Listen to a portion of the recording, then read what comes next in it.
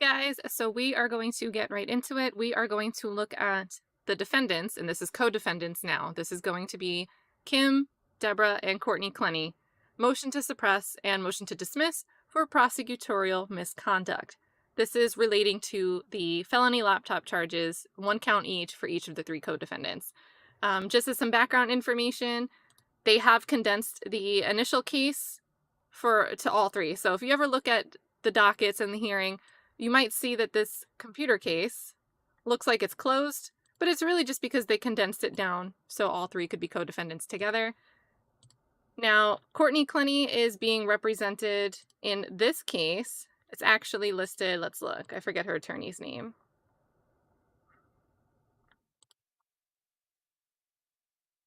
So Tara Kawas is listed as the defense attorney for Courtney Clenney for this charge, for this case involving the laptop, and the parents are both being represented by Jude Faccidomo. So those are the names for who's filing this motion. It's not Frank Prito, it's not Sabrina Puglisi. And shout out to Miranda. I'm happy that you got to make it. Everyone shout out Miranda, because Miranda is the person who realized that this motion was available and shared it so we could all take a look at it here. We are going to get some new facts introduced that we haven't exactly heard before, or if we've heard them, it was kind of a little bit more vague. We'll get a little bit more clarity. And by the way, when I say facts, when you file a motion with the court, facts are what the attorney is alleging, right? It's not proven and decided by a jury or judge. It's just, they're called facts. We're also going to get some juicy footnotes, and as we go along, you guys can share your thoughts as we go. As some background information, this is just some information from a Florida criminal defense attorney, but just to sum up, we're going to be talking a lot about attorney-client privilege, and the following 4 elements must be established in order for the attorney-client privilege to apply. 1 is it has to involve a communication. 2, the communication needs to be made between privileged persons. 3, in confidence. And 4, for the purpose of seeking, obtaining, or providing legal assistance to the client. There are exceptions, and this is not,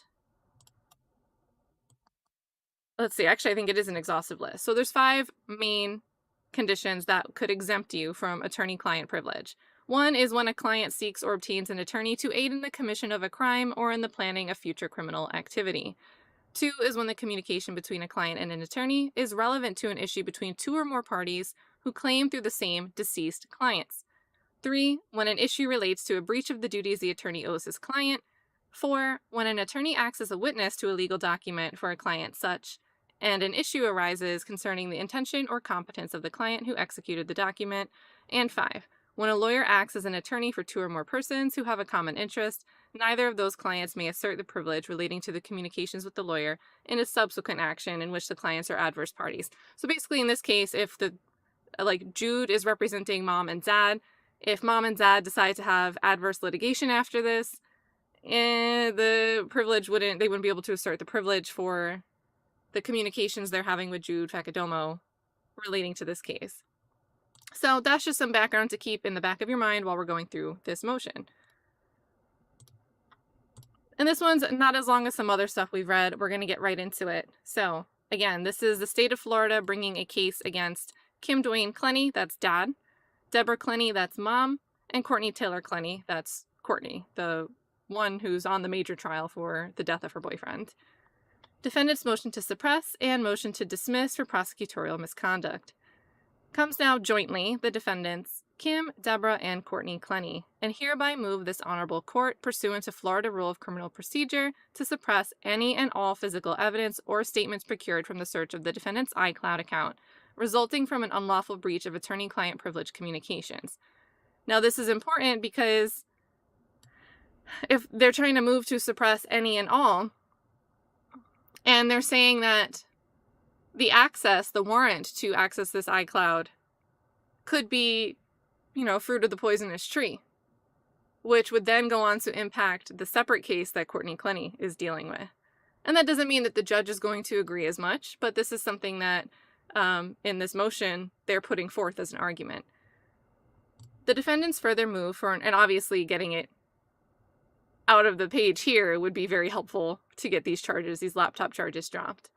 The defendants further move for an order of dismissal for the violation of the defendant's due process rights as guaranteed by the Fifth Amendment to the United States Constitution and Article 1, Section 9 of the Florida Constitution. Now, facts relevant to the motion.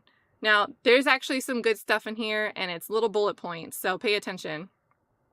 The above-styled defendants, Kim and Deborah Clenney, are the parents of Ms. Courtney Clenney. Courtney Clenney is a defendant in Miami-Dade case number F22-14137. That's the case, the major murder case. The defendants, Kim and Courtney Clenney, are both listed by the state of Florida as witnesses in case number F22-14137. So the parents are witnesses in that murder case. In that case, the state has charged the defendant, Courtney Clenney, in the death of her boyfriend. The death of, I'm assuming Christian, they blurred that out, occurred on April 3rd, 2022, at the apartment of the defendant, Courtney Clenney, that she shared with the decedent. The apartment in question was under the name of defendant Courtney Clenney. All rent and utilities were paid for by defendant Courtney Clenney. Prior to April 3rd, 2022, defendant Courtney Clenney had attempted to kick out the decedent from the apartment. Prior to the death, defendant Deborah Clenney flew to Miami to help her daughter remove the decedent from the premises. These efforts were unsuccessful. Following Mr. Obumseli's death, crime scene units from the City of Miami Police Department and Miami-Dade Police Department performed a sweep of the locus and quo. Everything law enforcement deemed to have evidentiary value was impounded and documented. Following the release of the premises by the City of Miami Police Department Crime Scene Unit, defendants Kim and Deborah Clenney flew from their home in Texas to Miami to pack up the condominium unit. Now, we have a footnote. It is important to note that prior to Obumseli's death, he and Courtney Clenney had been evicted from the condominium. This matter was still a point of negotiation with building management. He and Courtney Clenney had been evicted from the condominium. Now, I got some, it was public records, but I did a request, and shout out to Miami-Dade. They're very prompt in responding to the requests. Some of the footage I've been able to watch, it doesn't match the duration of the files that I received. I got them today, so I haven't had a chance to actually play through them. But there are clips, I skimmed through some. We get to see more of the building staff, and there is a part where on April 2nd, the building staff is going up the elevator with the police. It was the night that Courtney Clenney asked for a restraining order against Christian Obumseli. And I did hear that the building staff is having small chat kind of with the police officers about, if it's more than 30 days, then it has to be an eviction. So now, keeping this in mind, I'm going to revisit that video. I'll get it published. We can all take a look at it and see what we uncover. But yeah, that's the first, that's kind of a detail that I haven't really seen on paper. I'm not sure if it was part of the estate's lawsuit, but pretty informative footnote there. So, everything law enforcement... Oh wait, I'm on number 11. So, the parents fly over from Texas to Miami to pack up the condominium unit. The defendants, Kim and Deborah Clenney, waited until City of Miami finished processing the apartment as a crime scene and then were approved by law enforcement to enter and remove the remaining items. The unit contained various items belonging to both defendant Courtney Clenney and the decedent. Included with the items left in the apartment was a black Asus laptop computer. This was a shared device that both defendant Courtney Clenney and the decedent had access to. On August, I'm sure we'll see a response to this, but again, when we're reading something that's coming from one side, they're going to allege facts and make the argument in a way that's favorable to them. And the judge might agree, we don't know, but I'm sure we'll see a counter from the other side, from the state on this matter. On August 10th, 2022, the defendant Courtney Clenney was formally arrested and charged with second-degree homicide.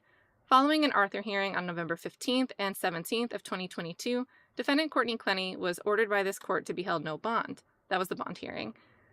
Defendant Courtney Clenney has been detained in the Turner Guilford Night Correctional Facility since her arrest on August 10th, 2022. On February 2nd, 2023, the City of Miami Police Department sought and obtained a search warrant for the iCloud accounts of defendant Courtney Clenney, as well as the accounts of her parents, the instant defendants, Kim and Deborah Clenney. So there's a footnote there. Undersigned counsel avers that there were issues with the probable cause set forth in the warrant, which would render the warrant invalid and all evidence secured subject to suppression. This issue will be the subject of a second forthcoming motion to suppress. So we're going to have another one. The warrant sought access to the defendant's iCloud accounts from November of 2020 to present. At the time, November of 2023. Due to a failure by City of Miami detectives to timely access those accounts pursuant to the warrant, a second search warrant became necessary. On November 3, 2023, City of Miami police sought and obtained a near-identical search warrant for the same above-listed person's iCloud accounts. At the time of the execution of the second warrant, defendant Courtney Clenney had been detained for 1 year and 3 months with no access to her iCloud account. A search of defendant Kim and defendant Deborah's iCloud revealed a group chat including 6, and as numerical 6 people, all 6 people, that's how it reads, were part of the joint defense team. So, not sure if that's a typo, or if there's something that I don't understand by that being written that way. But it says including 6 people, all 6 people were part of the joint defense team. 2 of the people on that group chat were the defendants, Kim and Deborah Clenney. 1 person was a legal assistant employed by the law firm representing the Clenney family. The remaining 2 people were the Clenney family attorneys, Frank Prieto and Sabrina Puglisi. Now we're getting this here. Clenney family attorneys. Not Courtney's attorneys. Clenney family attorneys, Frank and Sabrina. The Clenneys first established their attorney-client relationship with Mr. Prieto and Miss Puglisi, the Clenneys, in April of 2022. See Exhibit A. So if we go down to the exhibit, we don't get to see this as part of the motion. The court gets to see it. We don't get to see it. They choose the name for it. They're choosing to title this exhibit as Retainer Agreement between the Clenney Family, Prieto Law Firm, and Puglisi Pagaramis Law. So again, this is the title that they're choosing. This is how they're titling the retainer agreement. So it might not be a retainer agreement for the whole Clenney family, but they're calling it that.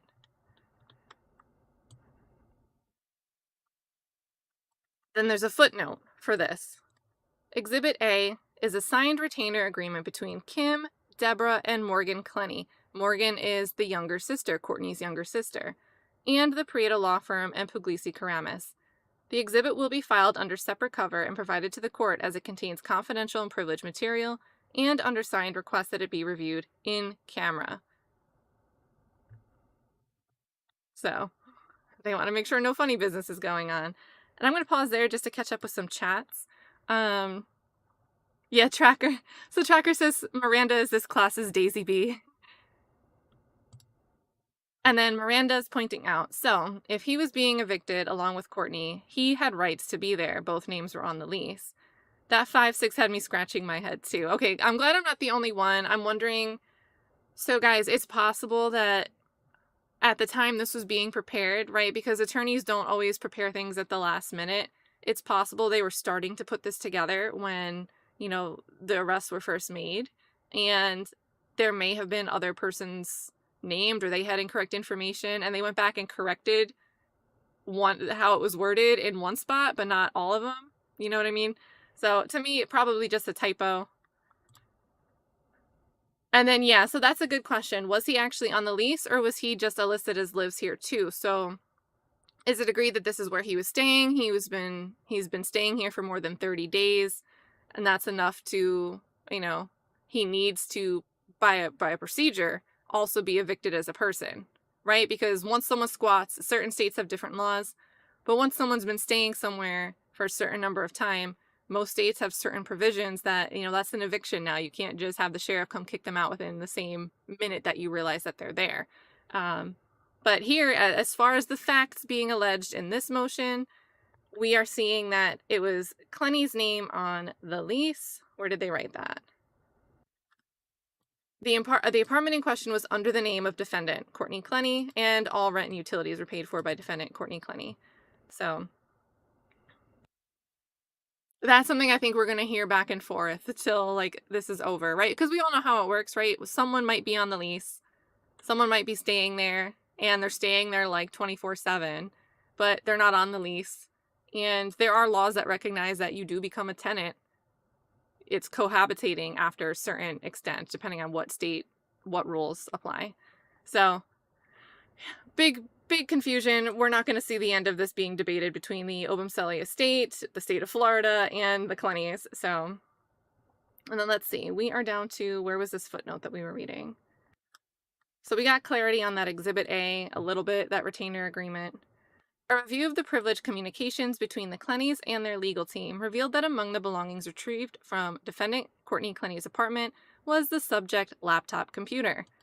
Included within the group chat were various discussions about the laptop and methods for reviewing its contents. Defendant Courtney Clenney was detained in Miami-Dade County and could not personally access the laptop.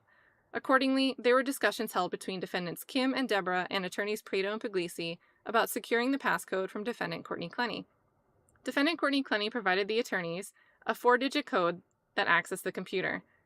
Now, this is where I'm going to raise, I don't have much to... Let me move this because it keeps focusing on my mic. Is my mic in this? Well, I don't know what my focus is doing. But this is where I'm going to stop and take a pause, because so far, what they're alleging, I don't have much of a counter for, except to say, hey, I'm sure we'll see a counter argument in response to this, right? I can't say for sure what it's going to be, but I can guess that there will be one. But we get to this point, line 33 here. Defendant Courtney Clenney provided the attorneys a 4-digit code that accessed the computer. Now, this is strategically vague. It's true. Courtney did provide the 4-digit code that ended up enabling access to the computer, but they're not describing the lead up of the multiple attempts. Because remember, Sabrina Puglisi, according to the arrest warrants, Sabrina Puglisi made an additional visit, a private visit to the facility where Courtney Clenney is being held to ask again, are there any others that we could try, you could give us? And then they go back with another list for the parents to try. So not only did she just make multiple guesses, hey, try these couple, Sabrina went back and got another list to try when the first list didn't work. So this is very, very vague, and I'm heavily critical of it. The rest, I'm just assuming that we'll hear a response. But this we can already refute based on what we've seen the state put forward in their affidavit for the arrest warrants. So there's that. Once it was determined that the computer could be accessed, it was closed, and no files were reviewed or accessed by the defendants. Let's look at this footnote. Defendant Deborah Clenney, that's mom, did not access the computer, which will be the subject of another motion to be filed in this case. Additionally, all acts occurred in Texas, which will be the subject of future motions to be filed in this case. So it sounds like they're going to make a jurisdiction argument for, these charges coming forth, but the access itself actually took place in Texas. If they're moving to make a jurisdiction argument, it's either the statutes in Texas will be more favorable to the defendants, or the delay in time could be favorable to the defendants. But they could say, technically the unauthorized access physically took place in Texas. You should be looking at related codes, statutes that bar that type of authorization in Texas, not in Florida. But as far as defendant Deborah Clenney did not access the computer, they're going to probably make a motion to, if this doesn't work across the board for all the co-defendants, we're at least going to make a motion that you shouldn't include Deborah Clenney in this because she never actually authorized it. So you can't charge her with authorization. So those are hints at 2 future motions that we could take a look at. 35. The computer was retrieved by counsel and returned to Miami, Florida to be forensically analyzed by a defense expert. By reviewing the privileged communications between the counsel and the defendants, law enforcement ascertained the location of the defense IT expert's home. Damn. So they're just going after this poor IT counsel who was just doing his job, or her job. All illegally accessed text messages reviewed by law enforcement indicated great effort, and they're slipping that in. All illegally accessed text messages, because they're going to keep hammering this home, not just here, because basically we don't want these communications to be used to prosecute the authorization charge. But additionally, this could very much help the Clenney case, the main murder case.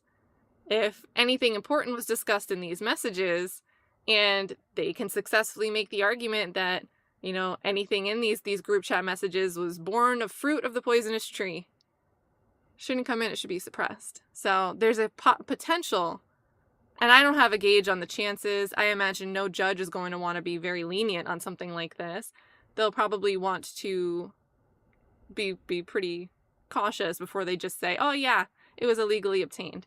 But, there is always a chance, a possibility, that the defense could successfully argue it's fruit of the poisonous tree, and there could be a chance that the judge agrees, and that would impact anything underlying in this content that was garnered from those warrants for the iClouds.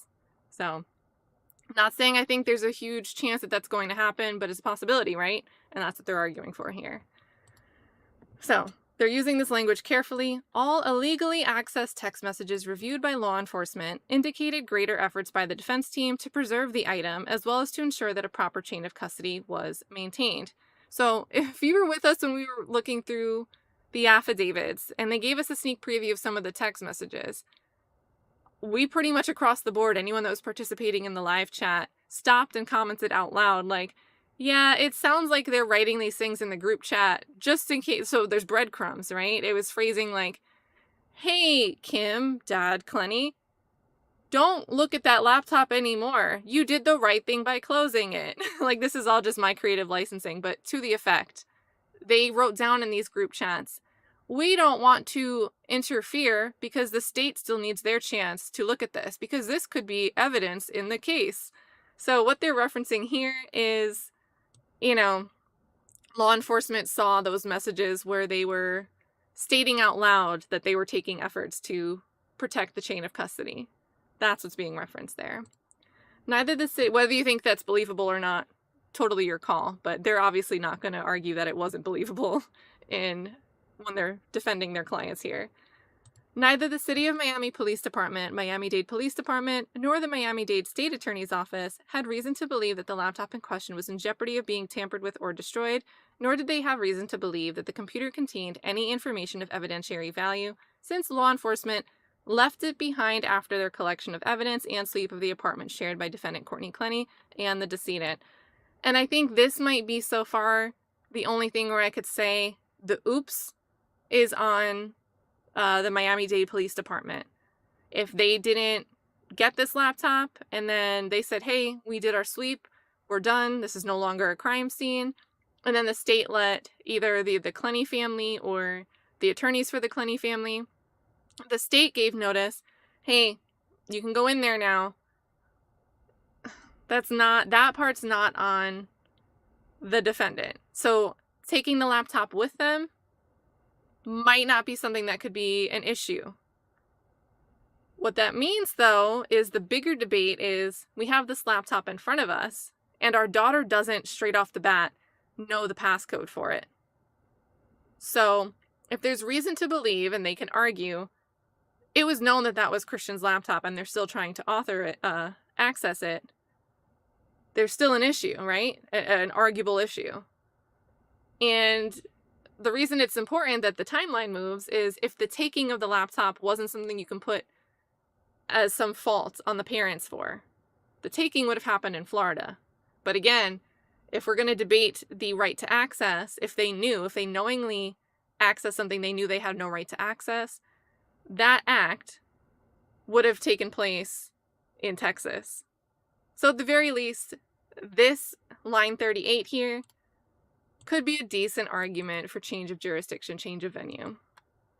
Nevertheless, on January 30th, 2024, the Miami-Dade Police Department executed a search warrant on the home of the retained defense expert and impounded the laptop. So, we got that news right away then. That's true, right? Because TMZ, I think we were talking about it that day.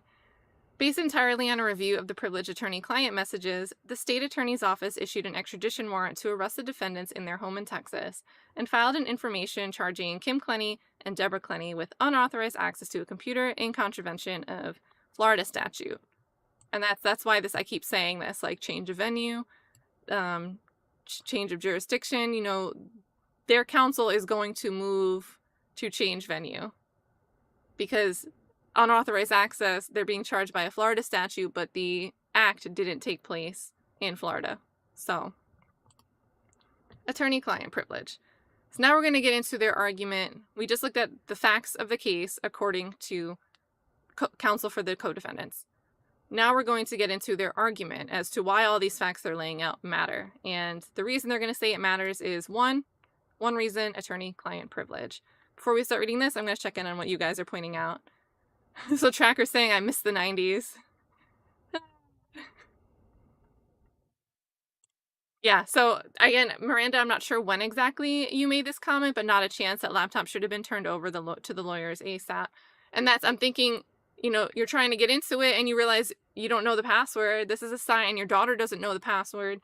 That's your sign that, hey, probably don't have the right to try to be poking around and trying to get in on this. And you say here should have been turned over to the lawyers ASAP. But then we see the lawyers like, oh, let's go ask next time we visit Courtney. We're going to see if she has any ideas for us to get in on this. And yeah, the cops should have taken it when they were on the scene. And that's the thing, right? This all could have been avoided. Yeah, and that's okay, Miranda. So Miranda says, I need a timeline. When did the police turn over the apartment to the parents in relation to Courtney's arrest for murder?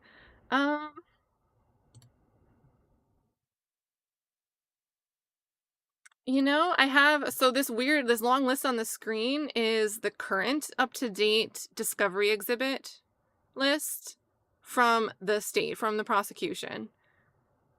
Maybe there's something in here?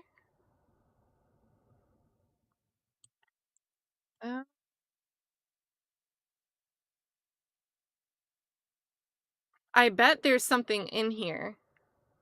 Not in this list, but in one of these pieces. We'll find out.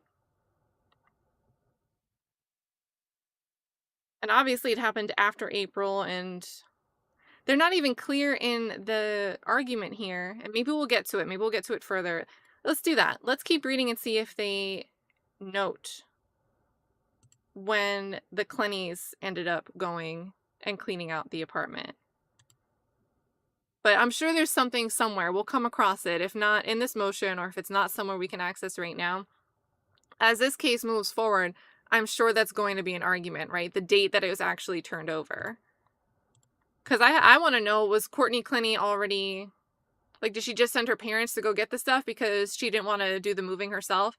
If you've seen any of the photos of the scene, there's boxes all over that place. It's a mess. She doesn't look like, I don't know. I thought maybe she just never got around to unpacking, but maybe if they truly had just gotten an eviction notice, maybe they were starting to pack to get up out of there. And you know what? Okay, and Miranda, you're in here. We watched some new body cam, and she keeps asking, am I going to be able to stay in my apartment? So I think they're right. I think that gives weight to them saying she at least, were already evicted. And that could be one of the reasons the apartment was messy and had boxes laying around, not because they didn't just unpack from having moved in a few months before, but maybe they were starting to pack because they had to get out of there. So I'm referencing some body cam footage that I got to figure out how to get it up here, guys, because you do see a lot in it. And they're like 2 hours long. So maybe I'll just provide a drive link once I get them all downloaded and uploaded. But yeah, Courtney is in them audibly asking the responders, am I going to get to stay in my apartment? So now I'm thinking all that April 2nd stuff was her trying to say, if you're going to evict both of us, please help me. Let me call the police on April 2nd, ask for a restraining order, and try to use that as an excuse to reverse the eviction that's already in place against both of us. This girl's a crazy bitch. Anyway, let me keep reading this. Attorney-client privilege. The attorney-client privilege is sacred and is integral to the function of the legal system. Its reasoning and intent could not be more essential or noble. The policy underlying attorney-client privilege is to promote administration of justice. See, I went off on a tangent and now I can't read. They quote, the oldest and most respected privilege known to the legal profession is the attorney-client privilege. The confidentiality inherent in the privilege lies at the heart of the American judicial system. It is well accepted and generally understood that the communications between an attorney and an individual client are confidential. Confidentiality encourages people to seek legal assistance early and promotes communication between the attorney and the client. The attorney-client privilege dates back to the 1500s and finds its roots in English common law. It is memorialized today in Florida Statute 9502, and they state this is from the Florida statute regarding lawyer-client privilege. For purposes of this section, a lawyer is a person authorized or reasonably believed by the client to be authorized to practice law in any state or nation. A client is any person, public officer, corporation, association, or other organization or entity, either public or private, who consults a lawyer with the purpose of obtaining legal services or who is rendered legal services by a lawyer. Communications between an attorney and their client are privileged so as to allow for the free and unfettered relay of information. The purpose of the attorney-client privilege is to encourage clients to make full disclosure to their attorneys. Only when a client is confident that their communications are confidential is it possible they can speak frankly, which allows their counsel to discharge their duty of representation effectively and ethically. This is precisely why Florida Bar Rule Code of Conduct 416 prohibits an attorney from disclosing confidential information imparted to him or her by his or her client. Perhaps more importantly, more germane to this motion, Florida statute also prevents outside parties, including government agencies, from knowingly obtaining or compelling information that is privileged. So this is where we're going to get into the prosecutorial misconduct part. The privilege protects the client from compelled disclosure of confidential information by third parties in judicial and other proceedings, supra. An intrusion into that sacrosanct privilege undermines the integrity of the criminal justice system. When that intrusion is done under the pretense of a lawful action by the state attorney's office, the very entity charged with the task of upholding the law, the faith in our system, irreparably erodes. In the matter before the court, the state used the guise of judicial process in the form of a search warrant aimed at a homicide investigation to retrieve communications, notes, photos, and all manner of other private data contained within the iCloud accounts of the defendants and defendant Courtney Clenney. Although the affidavit in support of the search warrant for the iCloud accounts is unclear as to what crime the state believed they had probable cause to investigate, it can be surmised that they were looking for messages or information that would undermine or negate defendant Courtney Clenney's claim of self-defense. It should be noted that at the time of the search, defendant Courtney Clenney had been detained for over a year, and her only communications with her family were via non-confidential jail cells. The affidavit in support of the search warrant alleges the need to review the communications dating back to the beginning of defendant Courtney Clenney's communications with the decedent. This begs two questions. Why were communications on the iCloud account of defendants Kim and Deborah invaded? Secondly, why were any communications following Courtney Clenney's detention subject to search? Defendant Courtney Clenney was incapable of being involved in or related to the communications searched by the state following her incarceration on August 10, 2022. There was no probable cause to believe that defendants Kim and Deborah had committed a criminal offense or were engaged in anything other than work product attorney-client communications with their daughter's defense team. While the piercing and daughter's defense team. So now, in that footnote, they're making it seem like the Clenney family is a client. But here, they're asserting privilege through the communications being a work product as part of their daughter's defense. So that's interesting. It's not like black or white one way or the other, but it's just interesting that the word choice kind of, maybe they're trying to make two angles apparent rather than just arguing one in totality. They're offering the possibility of two protections. And that's what I'm getting back to is these four elements could be established. And one of them is not just I'm your direct client, but the privilege can also extend if it's involving a purpose of seeking, obtaining, or providing legal assistance to the actual client.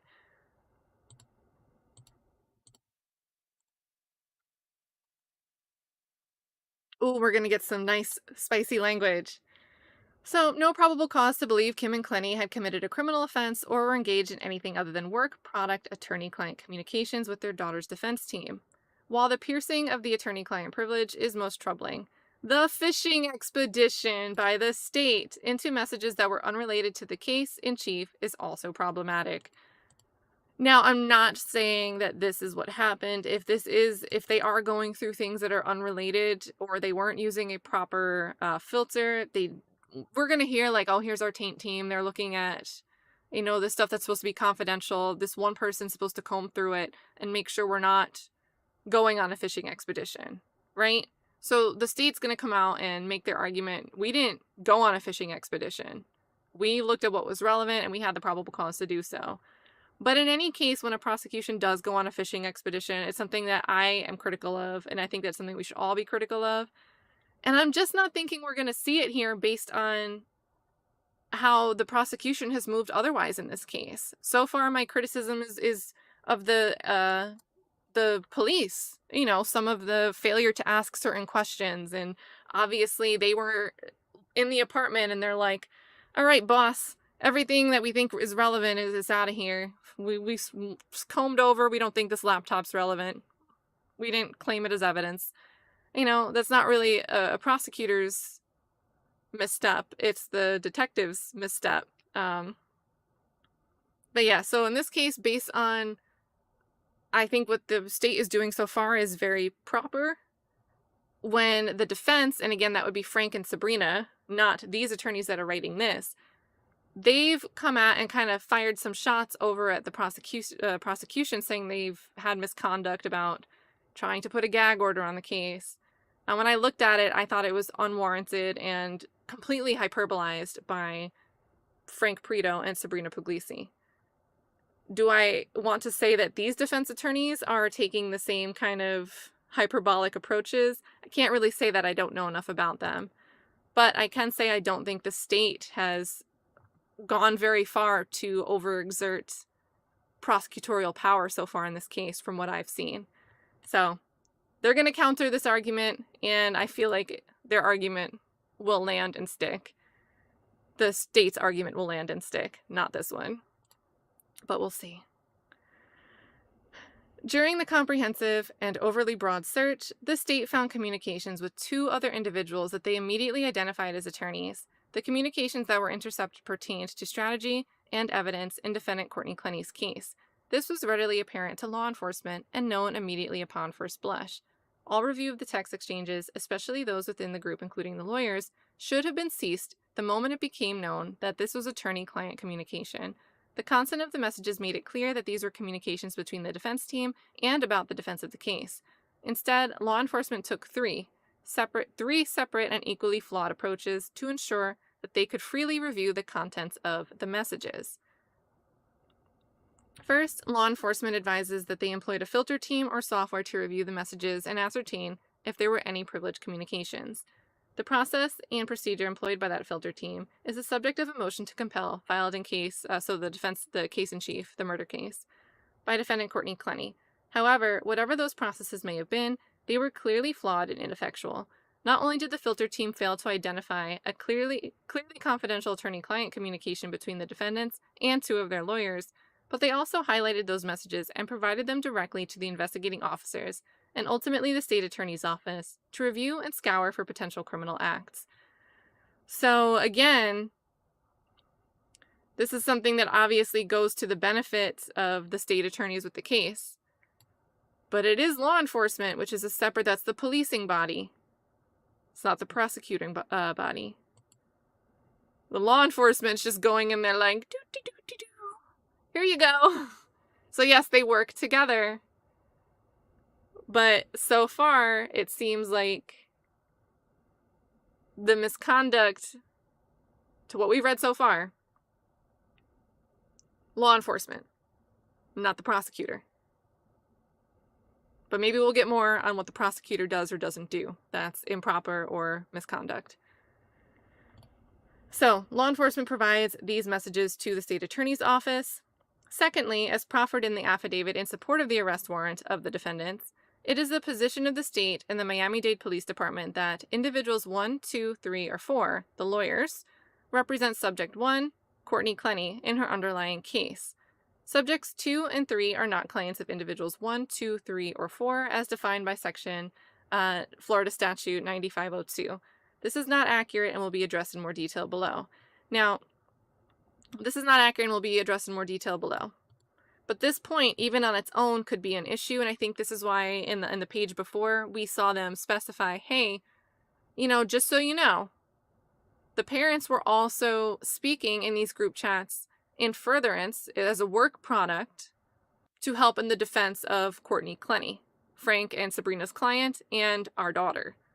So that's where that extra criteria of what could extend to be attorney-client privilege comes into play, that even if you're not aware, if the state's not aware at this moment in time, back when they're writing these arrest warrants for the parents for access to this laptop, even if they were not aware that our clients, Kim and Deborah, were retained and paid a retainer fee and were counseled by Frank and Sabrina, attorney-client privilege should still have been known by the state, because what they were looking at was work product relating to the defense of Courtney Clenney, who is a direct client of Frank and Sabrina.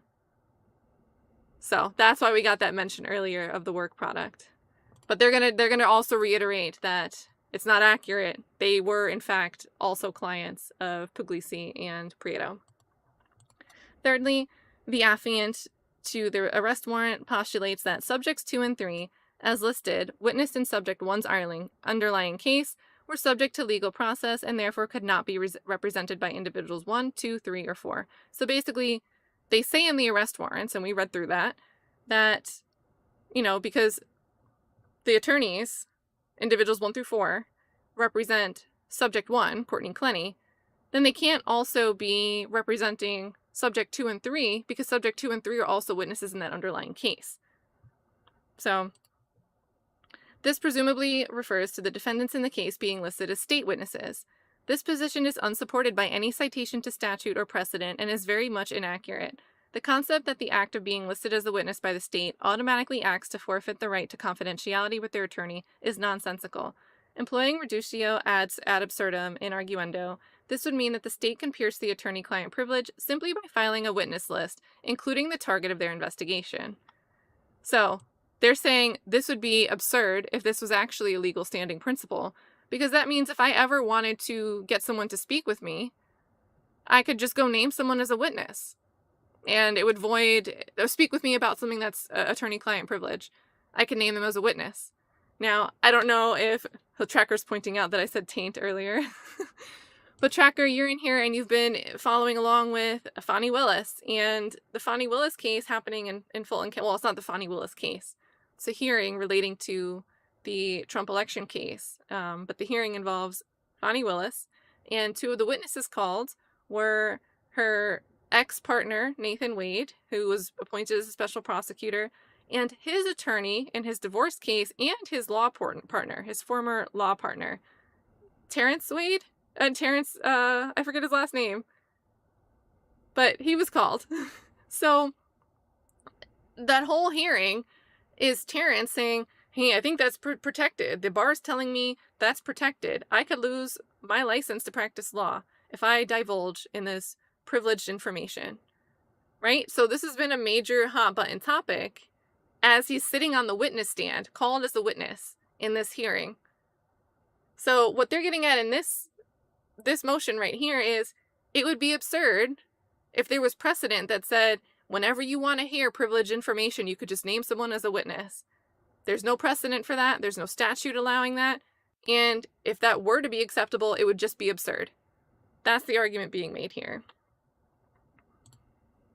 And no lie, to an extent. I agree. To an extent. Not all the way. Not in a broad stroke way.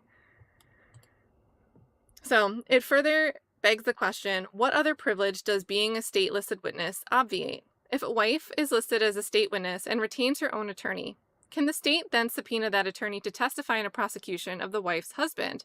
Does listing a doctor or priest... Oh, okay, wait, I skipped a footnote, so let me read the sentence. Does listing a doctor or priest as a state witness eliminate the confidentiality therein as well? The practical implications of such suggestion by law enforcement immediately reveal the fatal flaws in their logic. The fact that such flawed logic was then relied on to allow them to go rooting through privileged communications to fabricate a crime now warrants this court's intervention. Now let me read this footnote because I think they're going to say what I talked about Miami-Dade. So where's this footnote number 6? Right here. So thirdly, the affiant to the arrest warrant postulates that subjects 2 and 3, who are listed as witnesses in subject 1's underlying case, were subject to legal process and therefore could not be represented by Prieto and Puglisi. So the footnote noted here says, presumably this was the position of Miami-Dade police acting without the benefit of counsel either from their own legal department or the Miami-Dade State Attorney's Office. since it is nonsensical and ungrounded in law. So they are throwing a bone to the prosecution here. This isn't right, and the state attorney should have realized it, but presumably we're not trying to lodge all the bullets at the state attorneys. Presumably this could have been the position of Miami-Dade police that went on and did this and weren't receiving proper advice, either by their own counsel or the state. So they did try to not directly fire shots at the state on that point. And then, let's see. There's an attorney-client relationship between the Clenneys and Mr. Prieto and Ms. Puglisi. So this is where we're going to get into the retainer. And what do you guys? Terrence Bradley. Thank you, Miranda. Wade just stuck. Everybody's a Wade in my head right now. And then let's see. I see we're talking about Florida people, so I'm going to come back to this.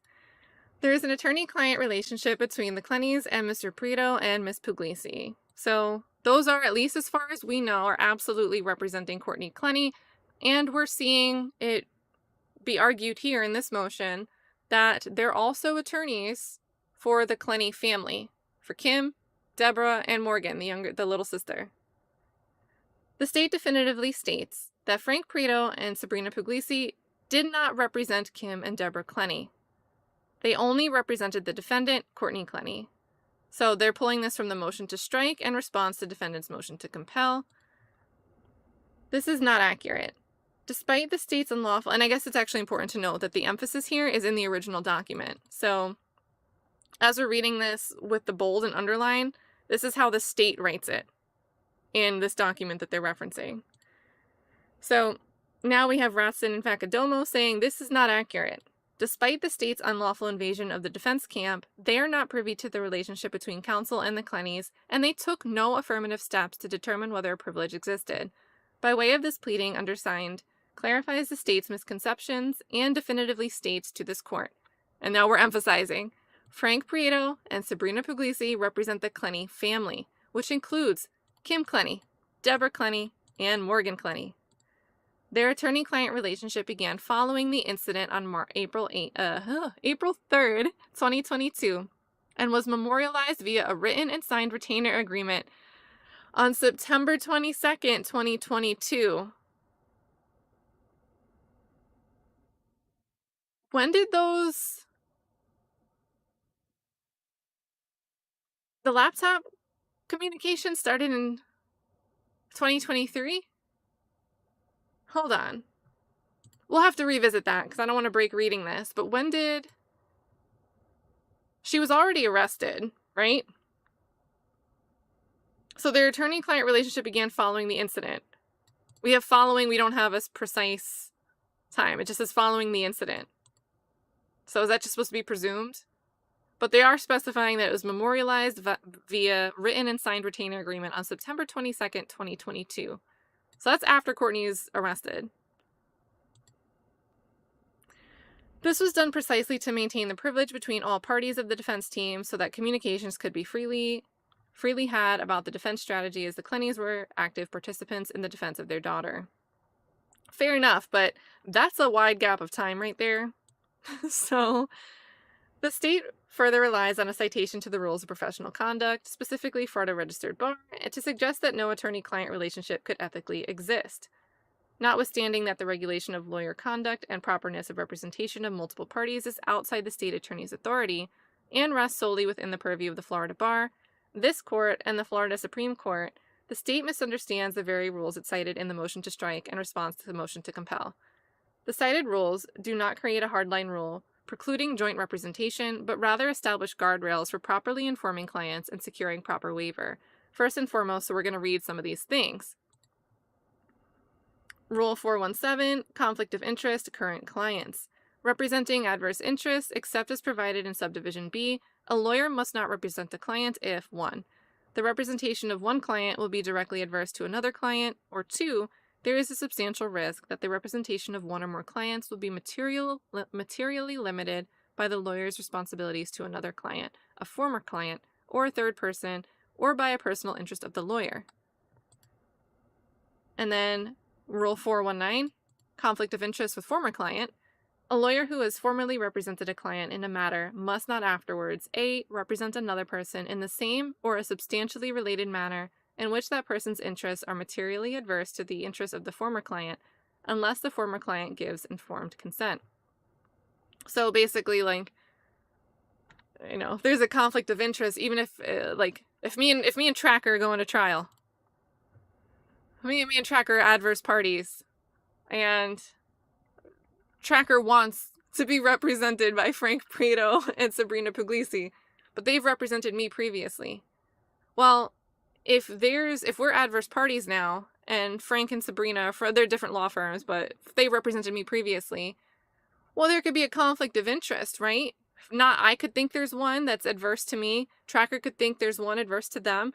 And it would be because, you know, while representing me, they might know things about me because I divulged stuff to them, right? There's an issue there for a lot of reasons. But basically, just because they're no longer representing me, they're not my counsel anymore, doesn't mean that a conflict of interest still couldn't exist. That's why they're citing that additional rule about former clients. Well, I saw the ad at a bus stop. Yeah, you saw Frank's face on a bus. So that's the attorney for me in my homicide self-defense case. He definitely seems like a billboard bus attorney. There is no risk, and I love the lawyers. You go to Atlanta, and all the radio stations, instead of telling you what song is currently playing, all it is law firm ads scrolling on your radio station ticker to tell you what's currently playing. It's just law firm ads. So, modern day billboard. There is no risk that the interests of the defendants, Kim and Deborah Clenney, would run afoul of the interests of their daughter. Furthermore, both the defendants in this case, as well as in defendant Courtney Clenney's case, executed a knowing and voluntary waiver of any conflict that may arise. So that's contained in the Exhibit A in the retainer agreement. The simple fact that the state has listed the defendants as state witnesses in defendant Courtney Clenney's does not mean that their testimony will be adverse to their daughter's interests. Furthermore, the state fails to acknowledge yet another linchpin of the criminal justice system, the defendant's Sixth Amendment right to counsel of their choosing. Now, let's pause and highlight this. We've seen that TMZ docuseries and how the mom tries to characterize that elevator video as Courtney defending herself. So I agree that, you know, probably not a good chance to believe that even though the state wants to call the parents as witnesses, probably not a good, I don't think that the parents' testimony will be intentionally bad for Courtney. Maybe they'll change. Maybe something will change. Furthermore, the state fails to acknowledge yet another linchpin of the criminal justice system, the defendant's Sixth Amendment right to counsel of their choosing. The trial court retains certain discretion to determine if any representation would create an actual conflict. While permitting a single attorney to represent co-defendants is not per se violative of constitutional guarantees of effective assistance of counsel, then they cite Holloway v. Arkansas. A court confronted with and alerted to possible conflicts of interest must take adequate steps to ascertain whether the conflicts warrant separate counsel. The court is certainly invited to colloquy of all defendants as to their understanding of the waiver. However, in order to invade this fundamental right and disallow counsel, or in this instance, as the state is suggesting, retroactively negate the attorney-client relationship, the court would need to find that an actual conflict existed. The conflict, however, would need to be so prevalent and unwaivable that the defendants in this case would no longer be entitled to rely on their understood attorney-client relationship and expected confidentiality. At the time of the defendant Kim and Deborah Clenney's retention of Mr. Prieto and Ms. Puglisi, they were not even witnesses and certainly not defendants. No conflict existed at the time the Clenneys retained counsel for themselves and their daughter. No conflict existed until the time state invaded their relationship to bootstrap a criminal charge against the defendants. Now, we know that the warrant, Clenney was arrested August. We see that they signed a formal retainer agreement in September. I don't know, do we have anything in this discovery document? 9/22. So on 9/22/2022, there's this whole slew of exhibits that the state needs to turn over, wants to turn over to the defense, so much so that they note, hey, the defendant's counsel is providing appropriate fees for a terabyte external drive because all this digital evidence, there's so much of it. It's copied to the drive and is available for pickup beginning September 22nd, 2022. And it includes all this stuff, investigative reports, Juan Paricio stuff, discovery exhibits, this amended discovery exhibit, body-worn camera, Instagram, crime scene photos, arrest warrants. And then the next update we have is not until October. When was that waiver? When did they sign? So right now we're on page 12. What was the date? September what that they signed? September 22nd! Ah!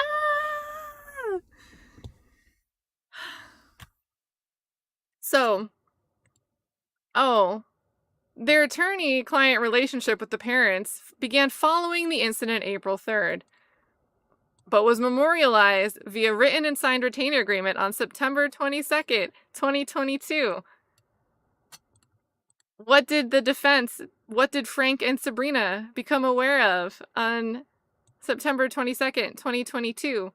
Well, they knew that all of the stuff was ready for pickup, this full list of things. And that's the same day they come and sign a formal retainer agreement for the family.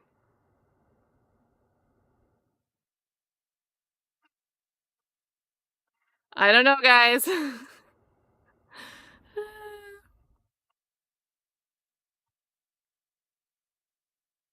September 22nd, 2022 is when that written and signed retainer agreement is actually put into place.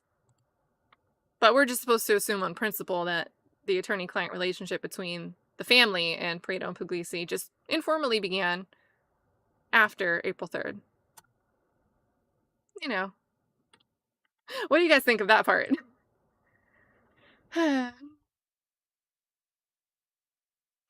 Tracker said, so did the lawyers work pro bono during the 5 months? I mean, I'm assuming they were retained by Clenney, probably from the time of the, police interrogation. That was the attorney that showed up. So, right? That was Frank in that. Was that Frank in the interrogation? I don't know, because it's like the back of his head, but his voice sounded kind of the same. And he was like, it's all okay. It's going to be okay. Maybe that was a different attorney. But presumably, Courtney Clenney had a formal retainer agreement before that. And that's something that I'm sure we will see the state attack in their response to this. We have a status hearing on March 8th regarding this whole case. And that's probably when we'll get an update on what's going on with this motion. So let's see. Or in this instance, as the state suggesting, retroactively negate attorney-client privilege, the court would need to find an actual conflict.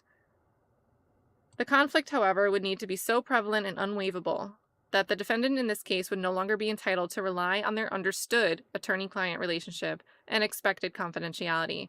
At the time of defendant Kim and Deborah Clenney's retention of Mr. Prieto and Ms. Puglisi, they were not even witnesses and certainly not defendants. No conflict existed at the time the Clenneys retained counsel for themselves and their daughter. So is that saying that September 22 was also when their daughter? Because there's a comma.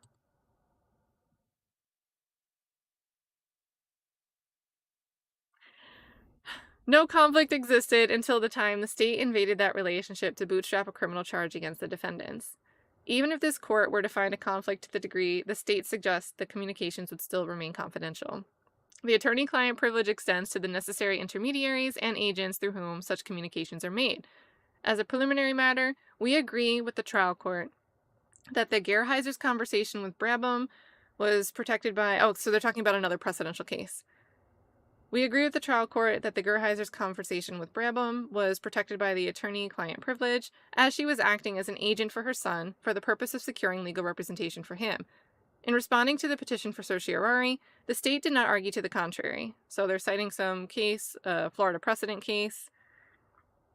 Not only did the defendants retain and establish an attorney-client relationship with Mr. Prieto and Ms. Puglisi, but every communication between the parties was directly related to the representation of defendant Courtney Clenney and was work product and privilege. So that's why they're arguing the two angles, right? If you are not going to find that they were directly represented and covered by this retainer agreement, all their communications should still be considered privileged because it was in relation to the representation of Courtney Clenney and thus is a work product. They were acting as agents communicating to further the defense of the direct client, Courtney Clenney.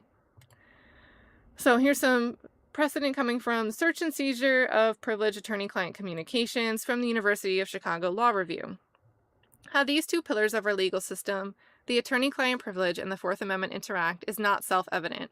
While it may be true that the attorney-client privilege is an evidentiary privilege, not a constitutional right, it is also true that the government's violation of the attorney-client privilege may give rise to constitutional concerns. The Constitution does not require a jurisdiction to recognize the attorney-client privilege, is not to conclude that the government can violate the privilege without violating the Constitution. It seems clear, for example, that citizens have an expectation of privacy in their privileged communications with attorneys. The privilege attaches only to communications made in confidence. It also seems clear, given the universal acceptance of the attorney-client privilege, that that expectation is reasonable. Thus, when government agents access privileged attorney-client communications, they conduct a search within the meaning of the Fourth Amendment. The state's access of those confidential communications is violative of the sacred attorney-client privilege and the defendant's Fourth Amendment rights against unlawful search and seizure. Such violations warrant suppression and dismissal. So if you don't buy in that they were protected by this retainer agreement, they should be protected because this is all in furtherance of a client's defense, and the access, everything that was garnered from this unlawful access, is unconstitutional. The conduct of law enforcement and the state attorney's office is so egregious that it violates the core sense of fairness and justice and compels the dismissal of the charges. Law enforcement's actions in reviewing the confidential messages between the defendants and their attorneys were unlawful and creates a dangerous precedent. By the logic espoused in the affidavit support of the arrest warrant, the state merely needs to list a witness to circumvent their attorney-client relationship. If these charges are allowed to stand, every criminal defense lawyer can now be compelled to testify against their client. Every note taken in an attorney-client meeting can be the subject of compulsory process. Every email or text message between a lawyer and their client could be targeted simply by law enforcement suggesting to a receptive judge, "We think they maybe discussed the criminal act." The search warrant for the iCloud accounts was a fishing expedition. The warrant itself fails to set forth what crime there was probable cause to believe that these defendants had committed. Nevertheless, anticipating the state's reliance on a good faith exception argument, it is important to note that a judge's signature on a warrant does not give law enforcement carte blanche to ignore all legal principles and protections. The idea that a privilege so well known and universally protected was simply ignored in the hopes of uncovering some legal act offends the very principle of due process. Neither Judge Cabarga, that's the one that signed off on the arrest warrant, Judge Cabarga, or the subpoenas for the iCloud, rather, nor later Judge Wolfson had either the authority or presumably the intent to invade the attorney-client privilege. And the use of the filter team, or taint team, failed in its only function as evidenced by the very fact that the confidential text messages were not only read, but then used to prop up an untenable criminal charge. When the actions of the state are so egregious, it becomes incumbent upon this court to impose a sanction that's severe enough to deter future governments. Oh, they said sanction them! To deter future government officials from believing they can employ similar disingenuous tactics. As Justice Brandeis opined in his dissent in Olmstead v. United States, decency, security, and liberty alike demand that government officials shall be subjected to the same rules of conduct that are commands to the citizen. In a government of laws, existence of the government will be imperiled if it fails to observe the law scrupulously.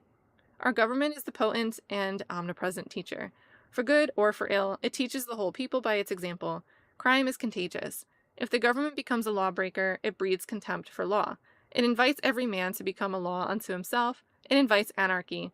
To declare that in the administration of the criminal law, the end justifies the means, to declare that the government may commit crimes in order to secure the conviction of a private criminal, would bring terrible retribution. Against that pernicious doctrine, this court should resolutely set its face. Oh, and I hate when there's good things like this included in cases that I'm like, because I'm like, in my head broadly, I'm like, heck yeah, means to the end. That shouldn't always just be carte blanche. Yeah, we shouldn't let the government just have a free ticket to do anything they want to justify the end result. But then I'm like, oh, but it's Courtney Clenney. But at the same time, you have to sometimes precedent. The means have to be good. The means have to be gravy. Like, they can't just be outside of what's allowable by law, because then it can lead to a snowball downward. Faith in the legal system is integral to the function of our society. The only way that faith can be maintained is if the rules are applied equally to all entities. The state attorney's office does not get special authority or get to evade judicial oversight simply by being part of the executive branch of government. In fact, it's rather the opposite. The system is designed to allow checks and balances within the branches, so when one acts improperly, as a state has here, the court can step in and remedy the improper action. In this instance, there has been an egregious flouting of the sacred principle of the attorney-client privilege. Doing so violated the defendants, all of them, due process rights as guaranteed by the Fifth Amendment to the United States Constitution and Article 1, Section 9 of the Florida Constitution. Such a due process violation requires the court to impose the severest of sanctions and dismiss the information. Moreover, the protection of due process rights requires that the courts refuse to invoke the judicial process to obtain a conviction where the facts of this case show that the methods used by law enforcement officials cannot be countenanced with a sense of justice and fairness. And they're citing a Florida case there too. So, conclusion. The court finds itself at the intersection of two fundamental principles of law, the attorney-client privilege and attorney-client confidentiality. The state's actions in this case offend both. The attorney-client privilege, which includes the work product doctrine, is governed by the Florida Evidence Code and is therefore a matter of law. The confidentiality rule pertains to disclosures outside of judicial and administrative hearings and applies to situations other than those where evidence is sought from the lawyer through subpoena or other compulsion of law. That's from Dina Raming, Assistant Bar Ethics Counsel, from the Florida Bar News. So remember, Florida Bar sets a lot of the standards for what this actually, it's not based on what the police think that they can do or the prosecutors think they can do. This is something that's kind of specifically governed by the state bar. So they're citing that directly from the state bar. The communications rooted through the state in this matter were private, privileged, and unrelated to any criminal offense. The suggestion that a photograph or text message from 2020 would provide any evidence of an alleged heat-of-the-moment homicide that occurred in 2022 defies logic. So there's something in there. What are we referencing here?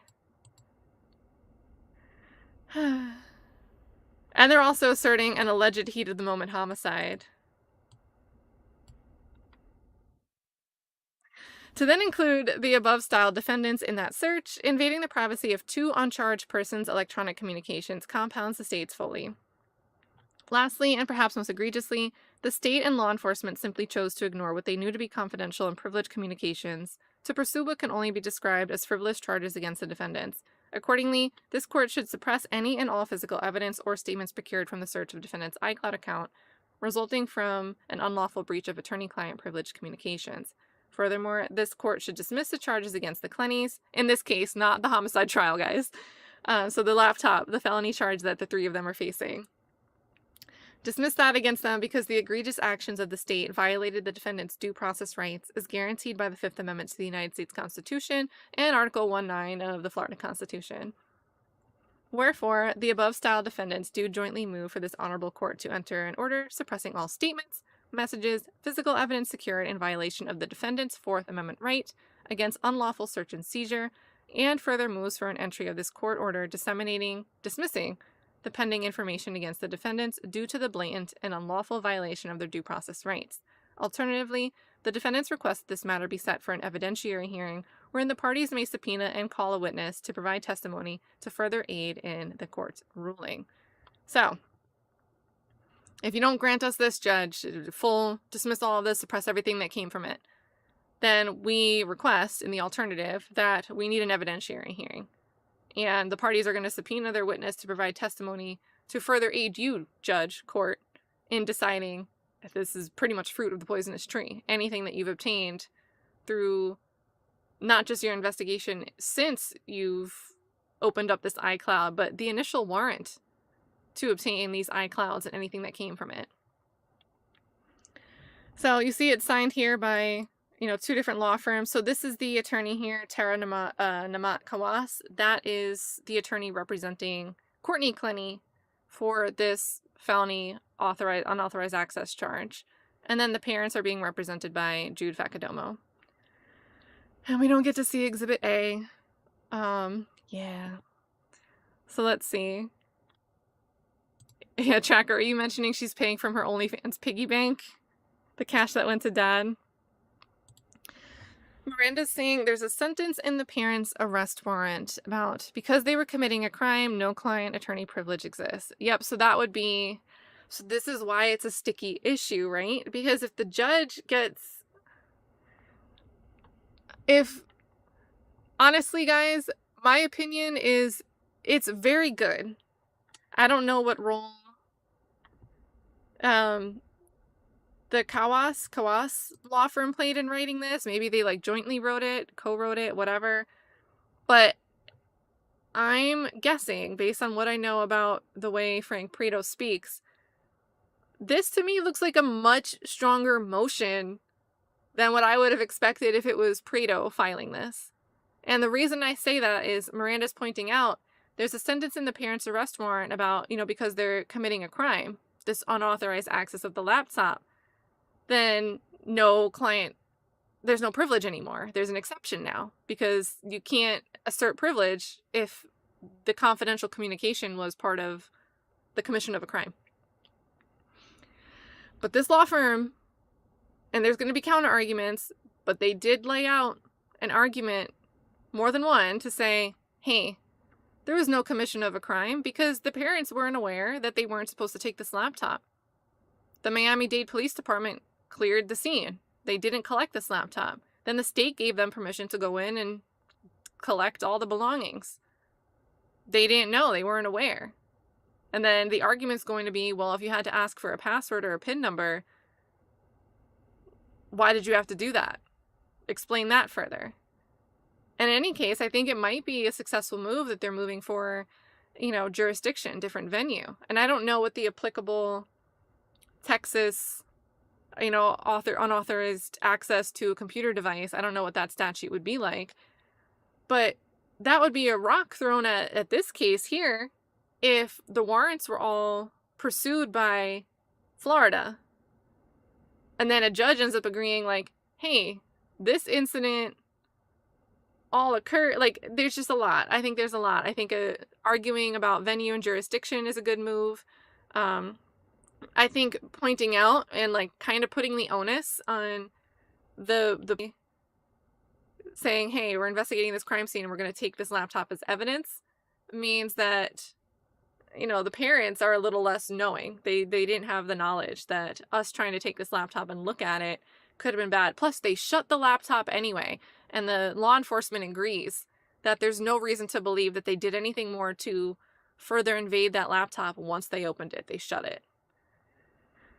Do I believe myself personally that they knew or that they believed it was Courtney's laptop or that Courtney had rights to access it? I don't believe that. But at the same time, my own inkling and what I believe isn't really going to determine what happens with this motion. And I do think, to be fair, I think this motion was a lot stronger than anything we'd see from the Prieto or Puglisi side of the defense for any of the Clenneys. But let's see what you guys are saying. So Tracker's just happy I'm saying taint.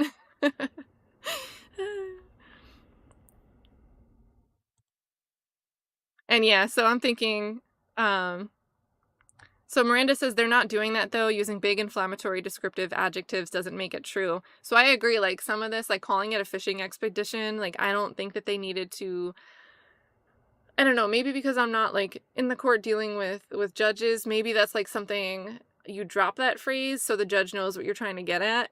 But at the same time, to me, I feel like things like that are inflammatory. I don't need it to be said to understand, hey, you went beyond the scope of what you're supposed to be able to look at relating to the subpoenas that you filed. You went way beyond your bounds. I don't think you need to call out a fishing expedition. But, I honestly think that if we had Prieto writing this, the inflammatory language would have been turned all the way up. Or maybe you meant like heat of the moment, because Tracker left this comment right after. Heat of the moment. A turn of phrase for the cokehead strapping her. Yeah. Heat of the moment was an interesting word choice there. And then, do you know when the defense witnesses lists were filed? I want to know when the parents were put on their list. Hold on. You know what? We might actually... Let's look up Courtney's case.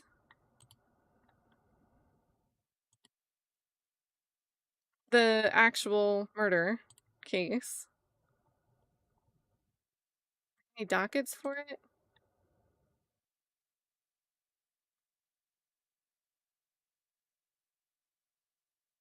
Let's go back to this is reverse chronological order. Oh my god. There's been so many hearings, you guys.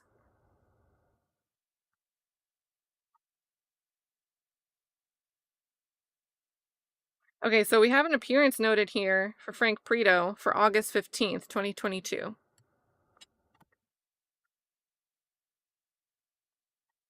Oh, there's an intake attorney. Is this part of Frank Prito's firm? Hold on, let me do...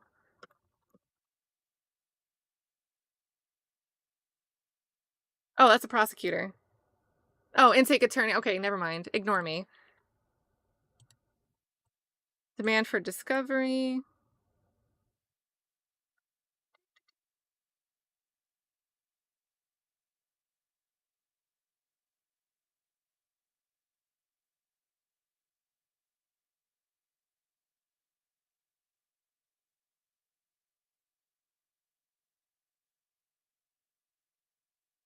Oh.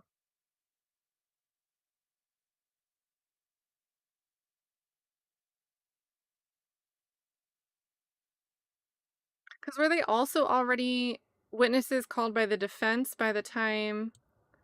Okay, so witness list for the Arthur hearing, November 16th. So the defense did submit a witness list before the bond hearings, the Arthur hearings. But I don't know. Because they also could have been called... I don't remember back to that hearing. I believe they were called by... Was Dad called by the state?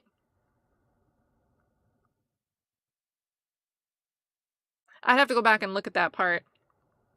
But there are some little date breadcrumbs in here. And then let's see. And yeah, Miranda, I agree. These lawyers seem to be making more applicable arguments. And whether they'll stand, like whether they stick is one thing, right? You know, honestly, my take on it is a judge, your average... And the venue thing could be a different issue, right? Like, can we really be charging these people with a Florida felony for an act that took place in Texas, right? That's a different issue that I'm not addressing with what I'm about to say. But assuming this moves forward in Florida, right? I do think a judge would look at this and say, hey, you know, you need to narrow your scope and tell us what's pertinent and why it's applicable. And if there is privilege, you have to find an exception to it. And we have to argue each of those issues specifically. But this blanket access to everything you obtain from this iCloud warrant here, probably off the table, unless you show cause for why you should be able to use it in either trial, right? So this is a sticky issue, and I don't think that a judge will wipe it all off the table completely, but I do think that a judge will put constraints on, you know, this is not carte blanche. This is not, you don't just have terabytes and terabytes of someone's iCloud to do whatever you want with. But I doubt, and I think that will be a result of these attorneys raising good arguments here. But I don't think that they'll just... Oh, you know, this is great. Dismiss the whole case. None of the evidence you got can ever be looked at again. I don't think we'll get that result at all. And then, okay, yeah, so Miranda says Frank was the attorney in the police interview. He had a ponytail, right? It, like, throws me off, like, but it's the same person. Because in the police interview, you know, it's just, like, showing the top back of his head, because it's mostly pointed at Clenney. But when did they clean out the condo she was evicted from? I don't know. And that's the thing, right? Because presumably they would have... I feel like they would have had her clean... Can you imagine being in this condo and you were already... Because we found out some more details on that, right? The eviction for both of them out of this condo, right? It was already underway. That could explain some of the boxes that I thought were just Courtney being a lazy unpacker. Or maybe they were packing up Christian stuff to get him out of there. But now all that mess in that apartment and the way Courtney wanted that restraining order on April 2nd, it could have all been because that eviction for both of them was well underway. It was already issued, right? Like, so reading this, like, kind of changes a lot of how I'm looking at that stuff. But when did they clean out the condo? Can you imagine being this building who already put the eviction forward? Let's say the eviction was finalized the month of April. And then this happens, and we move on to June, July. I don't know when the police finally gave the okay and the state said, all right, parents, come clean this out. But the apartment's just sitting there waiting for this all to happen, even though they had the eviction filed and ready to go. Well, I'm sure we'll get a date. If we get a response to this, the state's going to have to argue, well, you went and cleaned out the property. The parents had possession of this laptop based on, you know, the final date that access was available to this unit before the apartment took it back over. We know that they must have gotten this laptop before that time, right? So we'll probably get that information, but I don't think we got specifics anywhere publicly available right now. And then Live Live, I always get that backwards. So that's JT Moore. Ignorance of the law is not an excuse for breaking the law. The laptop's username clearly presents the ownership of the victim and not Courtney. The parents made no effort to return to the family. So, but there's an issue here. I think it's a valid argument that possession of the laptop, as they're taking the stuff out of the apartment, they go back to Texas with it. Courtney's coming to stay with them in Texas or whatever. I don't think them getting the laptop while they're packing up the apartment is actually going to be where the law is broken, right? Because they were cleared to go clean out that apartment. The family was cleared to go clear out that apartment. We might see that countered, but I don't have a reason to believe otherwise. The issue would be at the time of access, which would be taking place in Texas. There would have come a time where they realized they needed a password. And for all we know, it could have said Christian on the sign-in screen when you open the laptop. And at that point, now you're in Texas, right? So if the crime and the knowledge of the unauthorized access all take place in Texas, there could be an issue with this charge coming from a Florida statute and being, you know, warrants coming from Florida and the arrest for this unauthorized access coming from Florida if the actual law breaking took place in Texas. So it's just stupid. If anything, it'll probably warrant a venue change. I'm sure Texas has something that's similar, right? And Texas was happy to turn the parents over on extradition and, you know, arrest them. So I don't think Texas would be unwilling to pursue something as long as there's a relevant statute, but it would move the timeline, right? And it could void some of Florida's access to fruit of the poisonous tree. I think stuff like this is really interesting because there's a lot of avenues that could give some wiggle room, even though I doubt it'll give like a overall great win for either side, right? Ultimately, the police should have just said, hey, there's a laptop here. We should look at this maybe. Maybe it's evidence. But, and then Tracker's trying to figure out how long did they have the laptop before they opened it. I don't know, but we know that as soon as they got in, they claimed that they closed it shut. And then went and texted to leave a message on the record in that group chat. I closed it. I didn't look at anything else. And then I'm not sure. So Tracker, you're saying because the dad said it was crypto they were looking for. Did they start looking for it because she was running out of cash?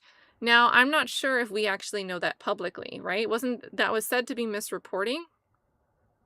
Maybe, but I believe that would be a very valid reason that they could go look as an alternative. Like, we don't want to look through this laptop to see if there's anything bad about our daughter on it that could make her look bad if the state were to get their hands on it in their case against her, right? They could have been looking for a cryptocurrency wallet that maybe was all Christian's money, or maybe Courtney said that she, had money invested in crypto. Go find it because we need this money. That wouldn't change whether there was authorization access, a right to access this laptop, right? That's a separate issue. But it is a little bit different if someone's just looking for funds on something that they believe is jointly shared. They should have reason to doubt that and taken steps to be sure. But I think this is why we're seeing some caution. The states made it very clear that they do not believe this was an evidence tampering issue. The defense is very happy that the state has made that distinction. And again, I think even though we don't really have a full breakdown of this, I think it's reasonable if he was a cryptocurrency trader and he was just asking Courtney for money to invest in cryptocurrency. They could have been looking for a crypto wallet. But yeah, I agree. That's the info I'd like to know too.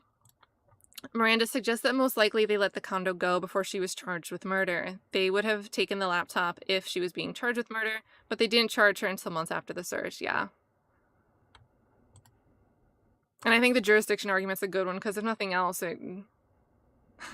it could chop up the Florida, the state, the people in the main case, could chop up their ability to access certain things that would be really bad, that could be really bad for Courtney Clenney if Christian had anything important, not just on that laptop, but anything else obtained in those iCloud search warrants that maybe should not have been given or searched so freely. And did Courtney and her family think Courtney was his next of kin, therefore his stuff was hers? Everything belongs to her. And yeah, it just changes intent. And then tampering with evidence includes improper observation or examination of the evidence being the information that was contained in the laptop. So the logins, code started in a document or file. Yeah. So I'm agreeing there. And obviously if they were trying to get into, maybe it was like a wallet or a hard drive that just had a password somewhere. But if they're trying to go into a cryptocurrency trading account, like say we get information later, we get the forensics. Dad didn't just close the laptop. He went in and tried to, you have browsers, they save your passwords on your defaulted device. If Christian Obumseli was using like a brokerage or a trading account, a crypto trading platform, and Dad goes to the browser to go to that platform and is trying to get into the account and there's a record of all that happening, well, now you're going into someone that you're not just accessing the laptop anymore. You would, in theory, be accessing someone's account for this trading platform.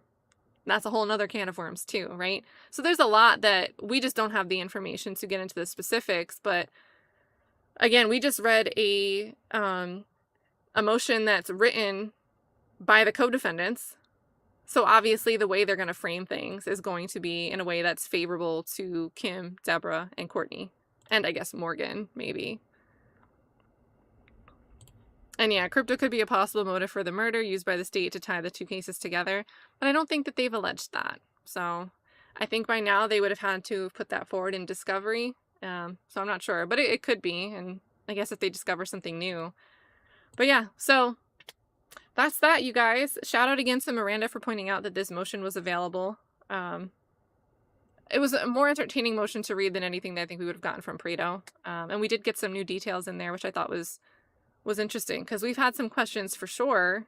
I have about, well, we hear Courtney say in a video that she pays all the bills and all the rent, but that's not the same as being the only name on a lease. So from this, as long as we take it at face value, they could be wrong. Courtney's name is on the lease, but Christian lived there long enough that one Pareso had to issue an eviction for both of them. Right? So those are some two important details. She was on the lease, but there was cohabitation established. They both had to be named as parties for eviction. So good details there. Any other thoughts you guys have? I'm going to close this out for the night. I promise I'm not going to jump on and do another live stream tonight, but I am going to, now that I think all the exhibits downloaded, they're like 3 separate body cam videos that are over an hour each. One of them's like 2 hours and 40 minutes. I think I'm just going to throw them in a drive folder and then figure out what to do with them. But I'll get them out I'll email you, Miranda, and I'll message you, Tracker. But otherwise, check back for a pinned description. I'll throw a drive folder in this video or the next video that I do if you guys want to take a look at those body cam exhibits in full from the Courtney Clenney case. Other than that, I'm going to close this out. But if you guys have other thoughts, like totally keep dropping them, leave a static comment, hit me up on X, anything else. See you guys next time.